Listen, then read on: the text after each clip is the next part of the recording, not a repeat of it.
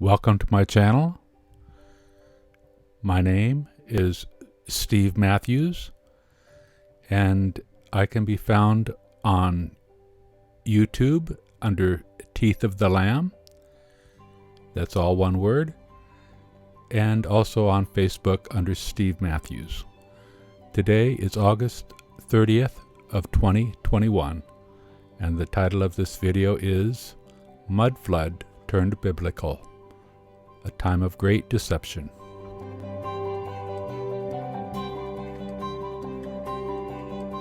Do you feel like we're living in the end of days or at the end of time? Do you feel like the Lord could come at any moment? Well, if you do, I absolutely agree with you. And in this short video, I'll endeavor to explain why I believe that we're living at the end of the world. But hold on, just for a moment. I'm not referring to the end like most people think of it, like the end of the church age or the second coming of Christ, but rather the end of a period beyond the millennial kingdom,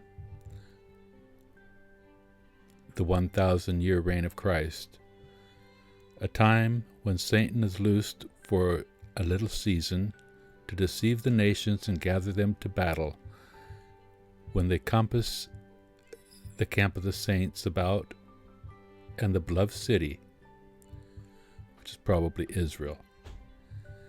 And that's found in Revelations 20, verse 3 through 9.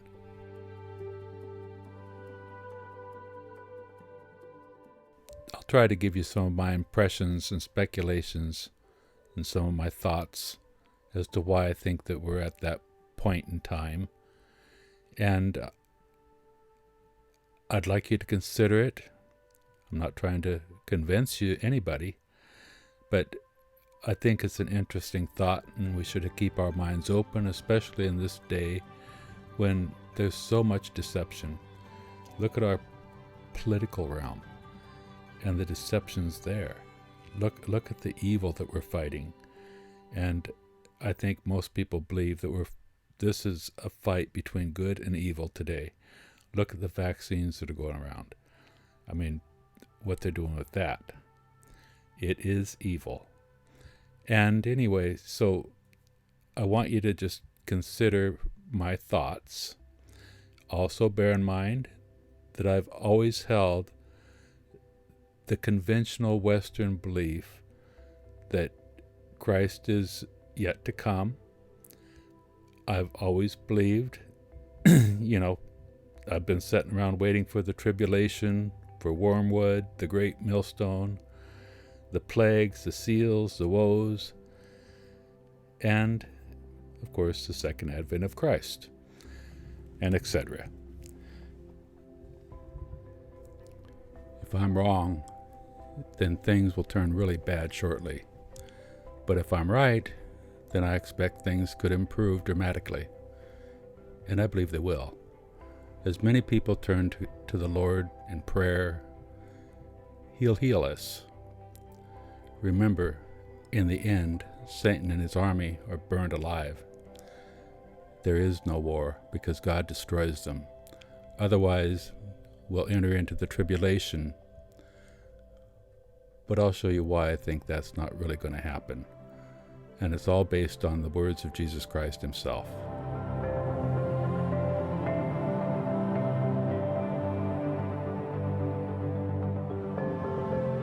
I'm going to show you some historical and archaeological proofs here in just a moment, and also some scriptural proofs that may make you stop and think for just a moment. Satan, he wants everyone to believe that for the past 2,000 years, Christians and the churches were butchers. But, the Lord is not slack, as some men count slackness. He came expeditiously, just as Jesus told his disciples that he would do. And there's evidence for that. Jesus said that generation would not pass till all these things that he mentioned were fulfilled.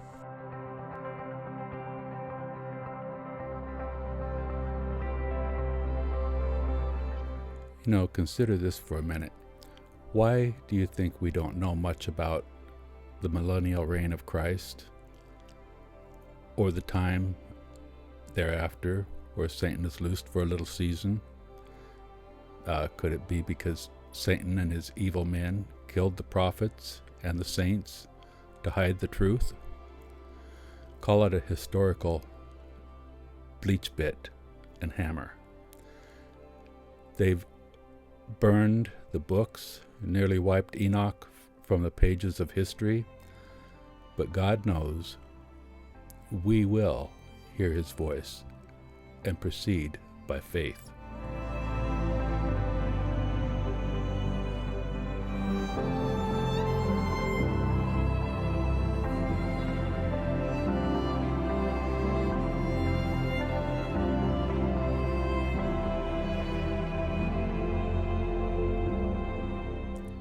As we get into this, I'm going to be displaying some pictures on screen, and I'm going to cover the three main time frames that I see with catastrophic, cataclysmic endings.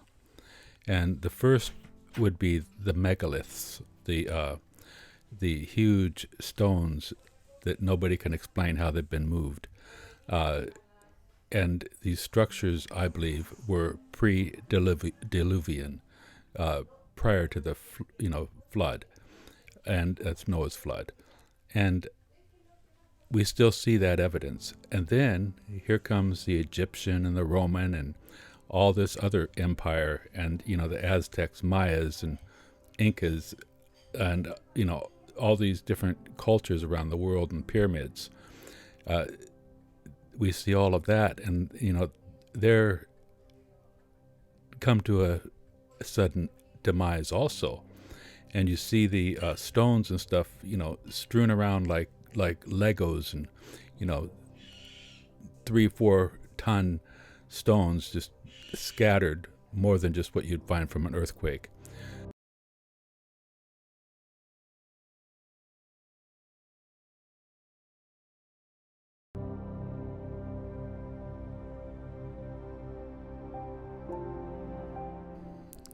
So we have Noah's flood and that disaster, and then we have, the coming of Christ, and then he said that after that, all of these things are going to come upon that generation, and we see calamity and an ending of a whole world civilization. And again, massive destruction, giant stones strewn around the fields like they were Legos or Tinker Toys, and something catastrophic to cause that. I believe all of the things in Revelation happened shortly after Christ ascended, and that there was also a resurrection, because when he perished on the cross and gave up the ghost, there was a great earthquake, and the graves were opened, and many of the saints walked back into the city. And I believe that was a resurrection of the saints who went into the millennial kingdom with Christ into that era.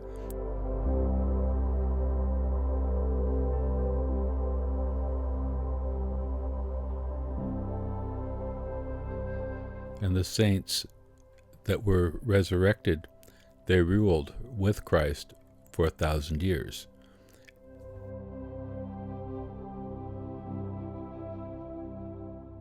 Now Jesus had told his disciples and the Pharisees and that he's going to return, and they're going to see it. They're going to see him come in the clouds with all power and all glory, and that they're going to go through all these, basically all the things that he mentions in Revelations, the things that John wrote about. And they all occur prior to the second coming of Christ. And we see out of the ruins of the Romans, the Incas, Mayas, all of these civilizations, we see a sudden end to them. And then we see emerge out of the ashes a new era of opulence and splendor and majestic buildings and mansions, castles all over, and monarchs. You see, all of this come from the ashes of what seemed to be an apocalypse. And then this period appears to have lasted almost up to our time. But then we see, even from our vantage point, when we look back now, we see many, many mansions and castles, and they're all in ruins. I mean, they've just been abandoned. The devastation that we see at or just shortly after the time of Christ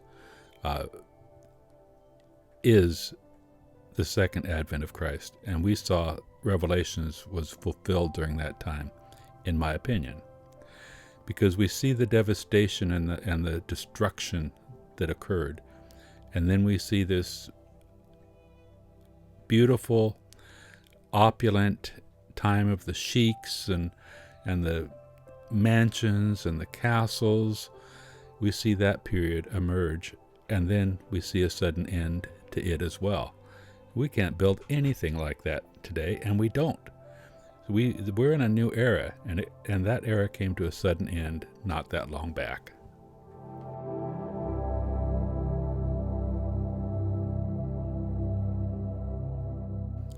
During that 1,000 years, that period, we can see that also in the architecture of the buildings and the castles and the cathedrals and the glorious paintings and stuff, and the sculptures. What they painted were images of what they had gone through, the resurrection and all the biblical things that had transpired, and the beauty of it. After that opulent period of time when everything was so grand and beautiful with detail and carvings, then I believe the saints likely ascended with Christ, and Satan was loosed for a short season. Now, how long that season is, we don't know, but he's been here for a while. We know that. And immediately wars and famines and all kinds of things broke out all over the earth. And we're living in that time, I believe, right now. Just a speculation, but, we had a lot of orphans and orphan trains. They were shipping thousands back and forth between countries, hundreds of thousands. And they had huge insane asylums and stuff not that long back. And, that could be the children were left behind when the saints ascended with Christ. And, some of the ones that grew up during that time may have been put in insane asylums to try to be reprogrammed. But remember, Satan changes times and laws, and I believe he's added 1,000 years to our calendar, and a lot of other people think that too. And that's from looking at the historical evidence that we have today. And I think that he's also, right now, he's changing the laws. So that may fit. I don't know. That's from Daniel. Just a thought. This was real interesting when I was looking up changing times and laws in Daniel. Apply these verses to dominion and the patriot movement. And he shall speak great words against the Most High, and shall wear out the saints of the Most High, and think to change times and laws, and they shall be given into his hand until a time and times and time and the time dividing time. Anyway, but the judgment shall sit, and they shall take away his dominion, to consume and to destroy it unto the end. And the kingdom and dominion and the greatness of the kingdom under the whole heaven shall be given to the people of the saints of the Most High, whose kingdom is an everlasting kingdom, and all dominions shall serve and obey him. Isn't that interesting, considering where we're at today? So I just wanted to leave you with that. It was real interesting, I thought. Another interesting note is that was the last kingdom in the interpretation of Daniel's dream. So just think, if we're at the last, and that's the last kingdom, it might be talking about us. So what I think we'll do now is we'll jump into the scriptures. I'm going to start with Revelation 20, verse 1 through 10, and I'm going to put them on the screen so you have them, and if you want, you can pause and copy or just write them down and look them up on your Bible app or in your book. And I will proceed after that to talk about those verses and show you some images on the screen of the different time periods that I spoke about earlier. First starting with the megalithic ruins, and then going into the Roman ruins, and then into the Gothic type cathedrals and stuff after that, which would probably be the 1,000-year reign of Christ and the saint. Following are some of the supporting verses where Jesus speaks about that very generation seeing his return in the clouds, the disciples, all of the things that are going to happen to them, and that they're going to actually see these things as well. And there are other verses that are listed in this list here that support what, other than just Matthew 24, that support what Jesus is saying. Like Matthew 23, verily I say unto you, all these things shall come upon this generation. And, Matthew 16:28, verily I say unto you, there be some standing here, which shall not taste of death, till they see the Son of Man coming in his kingdom. And Revelations 1:7, behold, he cometh with clouds, and every eye shall see him, and they also which pierced him. So that would be the people that in his generation. And all the kindreds of the earth shall wail because of him. Even so, amen. And there are more of them, but that you get the idea that there is more than just Matthew 24 that support the idea that Jesus came when he said he was going to in that generation. So we're going to get into we're going to go through some of these texts, and I'm going to explain some of it because it's real important. It's who he's talking to. He's talking to the disciples. They had come to him and asked him a question. They said, when shall all these things be that you spoke of? And he had already told them just prior to that there won't be one stone upon the other of the temple and the beautiful buildings that they were pointing out. They were marveling over them. He said that's all going to be destroyed here shortly, so within that generation, and you're going to see it. And he told them, he warned them. So you're going to see that real clearly. Now I know what we've been taught, and I've read this 1,000 times myself, but it's real important about who he's talking to and what he's actually saying. So I let the scriptures speak for themselves. And we'll get into that right now. Words have meaning and mean what they say.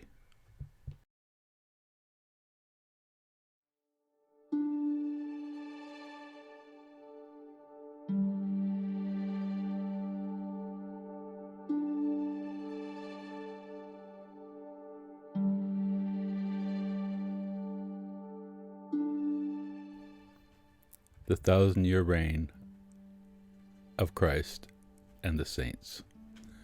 And I saw an angel come down from heaven, having the keys of the bottomless pit, and a great chain in his hand.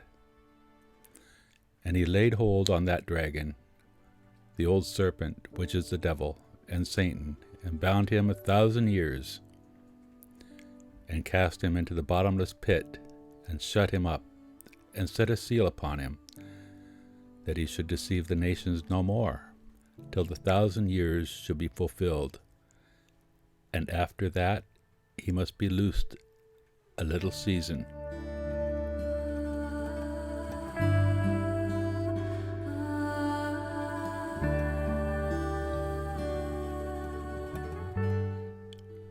Revelations 20:4. And I saw thrones, and they sat upon them, and judgment was given unto them. And I saw the souls of them that were beheaded for the witness of Jesus and for the word of God, and which had not worshipped the beast, neither his image, neither had received his mark upon their foreheads or in their hands. And they lived and reigned with Christ 1,000 years. But the rest of the dead lived not again until the 1,000 years were finished. This is the first resurrection. Blessed and holy is he that has part in the first resurrection. On such death hath no power. The second death has no power. But they shall be priests of God and of Christ, and shall reign with him 1,000 years.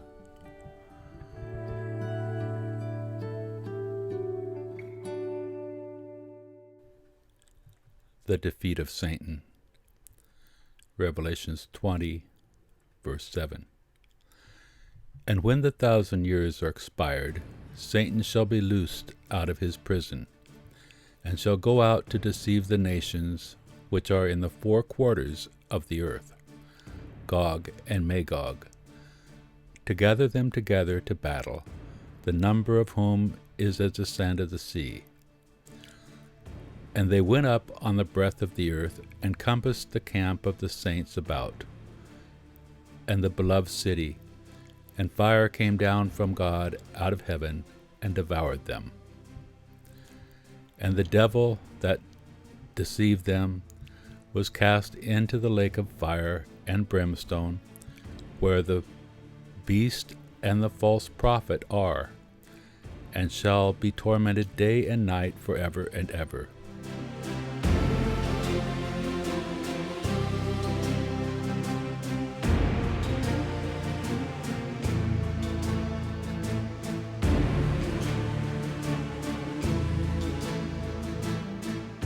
As I read Matthew 24, I'm going to emphasize who Jesus is speaking to, because that's critical in understanding that these things happened at a different time than what you might think.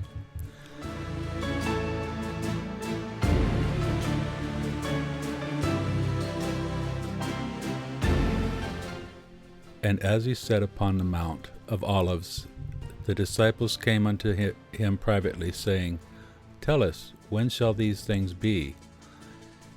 And what shall the sign of thy coming and the end of the world? So Jesus just got through telling them that the temple is going to be destroyed and the buildings are not one stone will be left upon another. So Jesus is answering their question here, his disciples. And Jesus answered and said unto them, Take heed that no man deceive you. For many shall come in my name, saying, I am the Christ, and shall deceive many. And you shall hear of wars and rumors of wars. See that you be not troubled, for all these things must come to pass, but the end is not yet.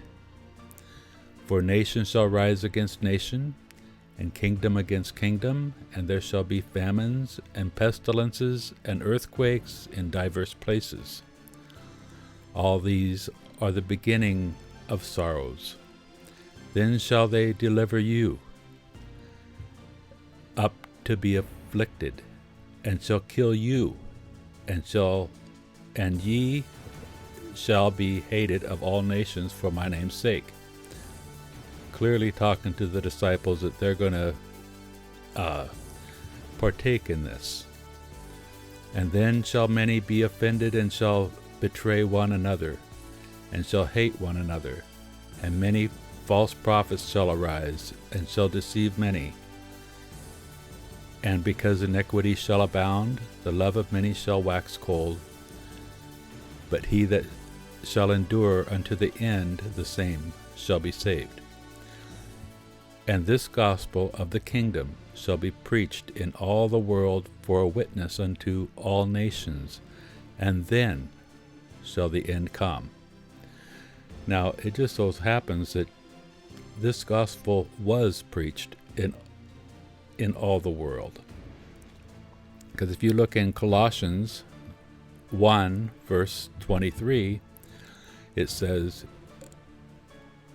Ye continue in the faith, grounded and settled, and be not moved away from the hope of the gospel, which you have heard, and which was preached to every creature which is under heaven. Wherefore I, Paul, am made minister. And the Colossians 1, verse 6, which is come unto you as it is in all the world, and bringeth forth fruit as it doth also in you, since the day ye heard of it, and knew the grace of God in truth. Clearly saying that the gospel had been preached to every creature and to the world. So why is that important? It's because Jesus said in Matthew 24:14, And this gospel of the kingdom shall be preached in all the world for a witness unto all nations, and then shall the end come.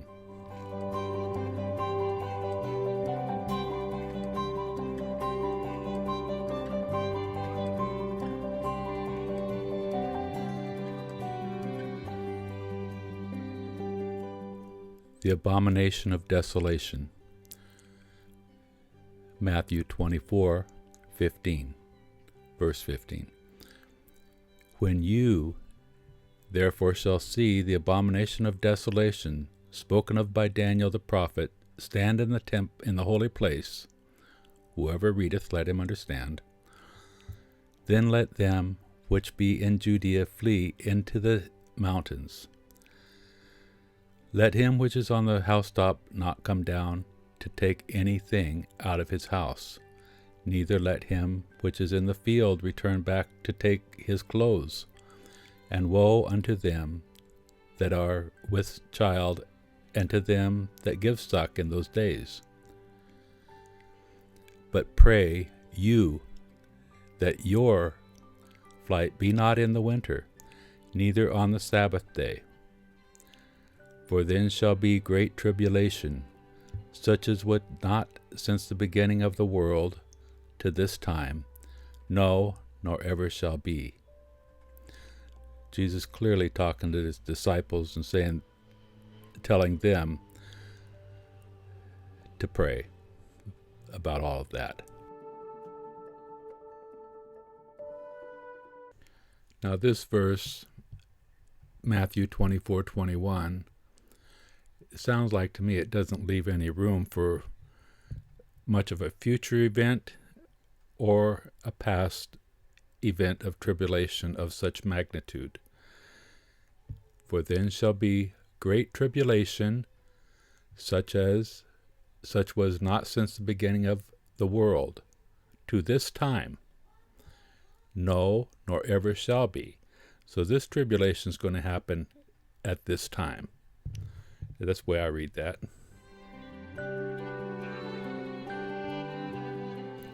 And except those days shall be shortened, there should no flesh be saved, but for the elect's sake those days shall be shortened. Then if any man shall say unto you, Lo, here is Christ, or there, believe it not.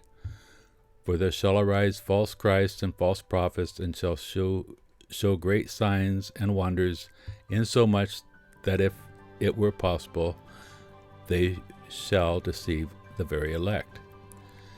Behold, I have told you before. Wherefore, if they shall say unto you, Behold, he is in the desert, go not forth. Behold, he is in the secret chamber, believe it not. For as the lightning cometh out of the east, and shineth even unto the west, so shall also the coming of the Son of Man be. For wheresoever the carcass is, there will the eagle be gathered together.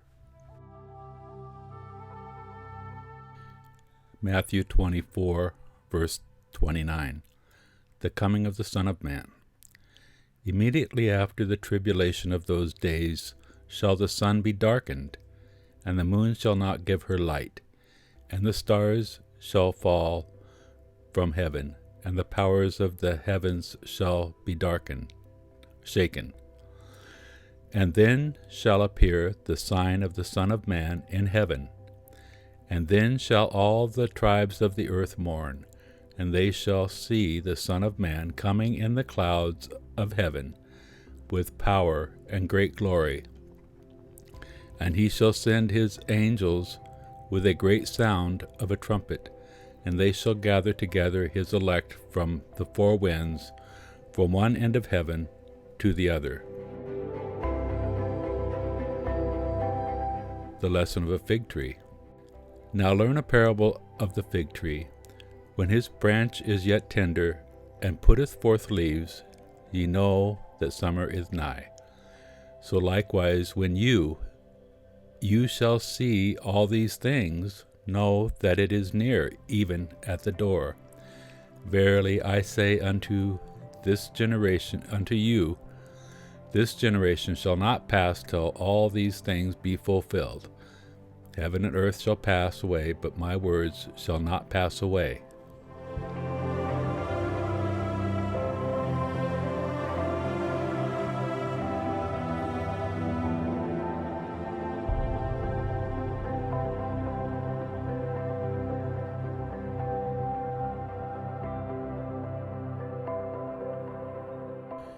Here are a few more verses that show that Jesus said that generation that he was living in will pay for the deeds. 7 woes to the scribes and Pharisees. Matthew 23, verse 35. That upon you may come all the righteous blood shed upon the earth, from the blood of righteous Abel unto the blood of Zacharias, son of Barachas, whom you slew between the temple and the altar.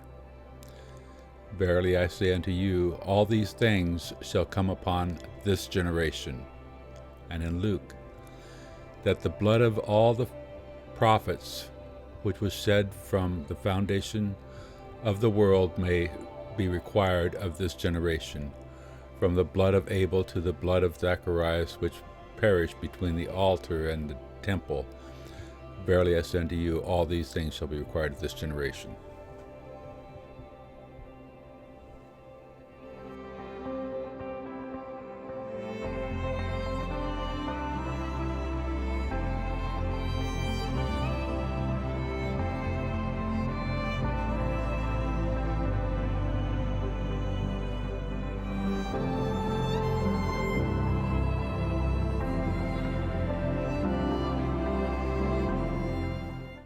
I encourage all of you to go back and read these verses for yourself to determine in your own mind whether Jesus indeed told the disciples and the Pharisees and the people in his generation when he was walking upon the earth, if he indeed told them that he's going to come and they're going to see it, at least some of them.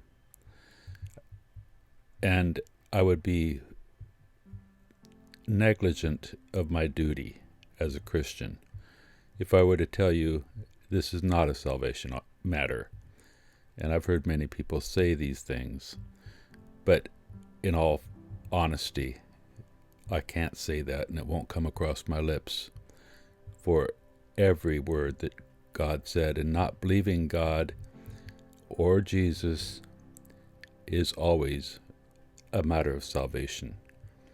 So take it upon yourselves to do your own diligence and read and understand. The stuff is not college level material. So look at who he's talking to and just understand Satan is the master of deception. And if we are indeed in the last times, which I believe we are, in the very last, in the short season after the 1,000-year reign of Christ, and I believe Satan is deceiving the world, just like it said. He goes out to deceive the nations, to bring them to battle. But, don't let fear get you. He wants you to believe that we're going to go through all those things, but it's already been done. And you have nothing to fear because God is going to step in and Satan is going to be wiped out.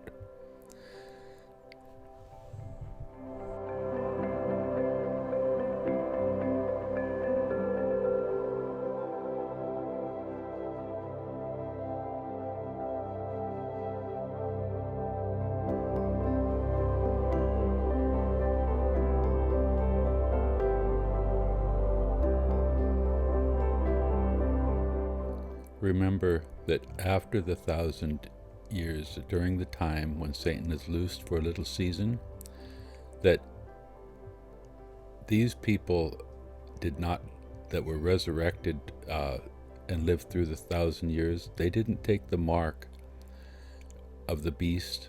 So you don't have that to fear at this time, at least as far as I can tell, unless it's just not written. Because those people, they lived and reigned with Christ for 1,000 years in Revelation 20, verse 4. One more point of interest is that in Revelations 20, verse 5, it says, "But the rest of the dead lived not again until the 1,000 years were finished." This is the first resurrection.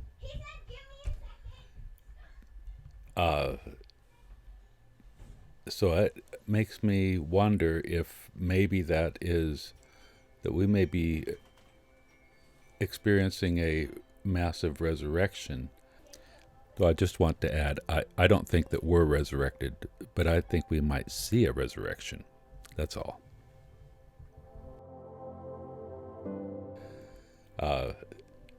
Because some of the saints were raised when Jesus perished on the cross. And when the earthquake and the tombs were opened. But it says the rest of the dead lived not again until the 1,000 years were finished. And it proceeds, it says, This is the first resurrection. Blessed and holy is he that hath part in the first resurrection. On such the second death has no power, but they shall be priests of God and of Christ, and shall reign with him 1,000 years. A little confusing to me. But then we have down at the great white throne, we have another resurrection where the sea and the earth and everything give up the dead, and they stand before the throne. So we're not looking at a resurrection for the great white throne there. After the ones that are resurrected after the 1,000 years and before the great white throne. So maybe that's what brings Israel and grafts them back in. Just thinking. It doesn't tell us, so we can only speculate. But it kind of leaves me with that impression.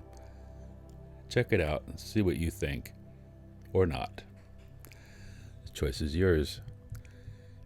Everybody have a blessed day, and I hope this opens your eyes or gives you something to ponder, and search it out for yourself. Have a good day, and thanks for watching.